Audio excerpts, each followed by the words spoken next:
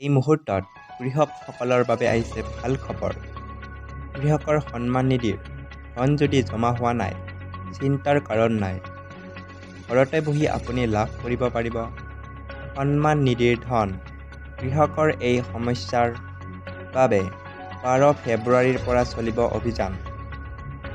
এই অভিযানতে ধন নোপোৱা কৃষকে লাভ কৰিব ধন। কৃষকসকলৰ ঘৰত গৈ সমস্যা সমাধান কৰি দিব কৃষক কল্যাণ মন্ত্ৰালয়ে। কৃষি মন্ত্ৰালয়ে 12 ফেব্ৰুৱাৰীৰ পৰা চলাব এক বিশেষ অভিযান। যিসকল কৃষকে ধন লাভ কৰাত অসুবিধাত পৰিছে, তেওঁলোকৰ বাবে এই অভিযান। 12 ফেব্ৰুৱাৰীৰ পৰা 21 ফেব্ৰুৱাৰীলৈ চলিব এই অভিযান। ৰাজ্য চৰকাৰ আৰু জিলা প্ৰশাসনে যুটীয়াভাৱে সহায় কৰিব কৃষকক। সমগ্ৰ দেশজুৰি থাকিব 4 লাখৰো অধিক সেৱা কেন্দ্ৰ।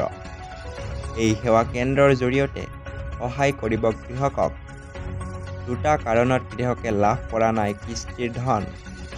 KYC আৰু বেংক একাউণ্ট আধাৰৰ সৈতে লিংক নথকাৰ বাবেই পোৱা নাই ধন। এই দুয়োটা সমস্যাই সমাধান কৰাৰ বাবে কৃষি মন্ত্ৰালয়ে চলাব অভিযান।